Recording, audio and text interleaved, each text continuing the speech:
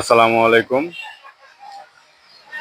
আমরা আজকে এসেছি নাটোর জেলা স্টেডিয়ামে, যেটা অবস্থিত নাটোর সদর, নাটোর জেলা, বাংলাদেশ।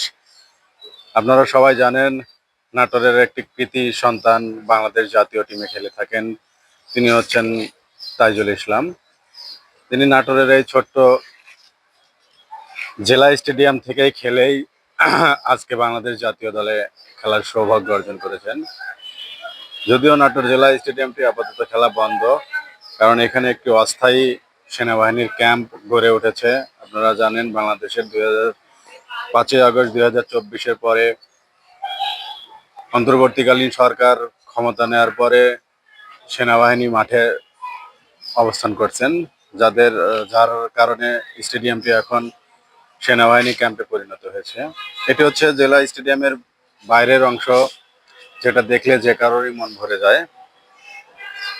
এই স্টেডিয়ামটি হচ্ছে বহুমুখী স্টেডিয়াম, প্রধানত ক্রিকেট, ফুটবল এবং অন্যান্য স্থানীয় খেলাধুলার জন্য ব্যবহৃত হয়ে থাকে। এটা হচ্ছে স্টেডিয়ামের বাইরের অংশ।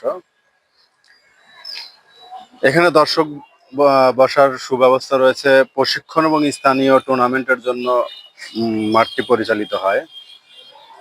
জেলা এবং উপজেলা পর্যায়ের খেলা, স্কুল ও কলেজ টুর্নামেন্ট, মাঝে মাঝে সাংস্কৃতিক অনুষ্ঠানও অনুষ্ঠিত হয়ে থাকে।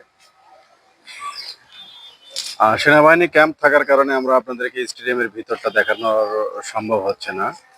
আমরা ভিতরে প্রবেশের অনুমতি চেয়েছিলাম, কিন্তু সেনাবাহিনী আমাদেরকে অনুমতি দেয়নি। এটা হচ্ছে স্টেডিয়ামের দক্ষিণ পশ্চিম কর্নার, যেটা হচ্ছে যে আপনার স্টেডিয়ামের শেষ মাথা।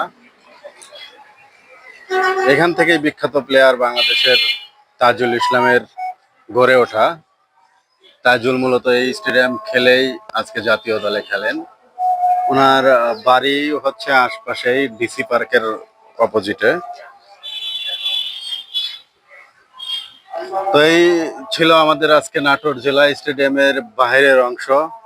ভিতরের অংশ আপনাদেরকে দেখাতে পারলাম না। আমি আবারও স্মরণ করে দেই, 5ই আগস্ট 2024 সালের অন্তর্বর্তীকালীন সরকার ক্ষমতা নেওয়ার পরেই বাংলাদেশ সেনাবাহিনী মাঠ পর্যায়ে অবস্থান করছেন বিধায় এখানে একটি অস্থায়ী ক্যাম্প, সেনাবাহিনীর একটি অস্থায়ী ক্যাম্প পরিচালিত হচ্ছে বিধায় সেনাবাহিনী আমাদেরকে মাঠের ভিতরে প্রবেশ করতে অনুমতি দেননি।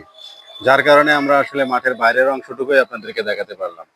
ভিতরের অংশটুকু আশা করি সেনাবাহিনী ক্যাম্প বন্ধ হলে বা সকালবেলা আসলে হয়তো আমরা আপনাদেরকে নিশ্চয় দেখাতে পারবো।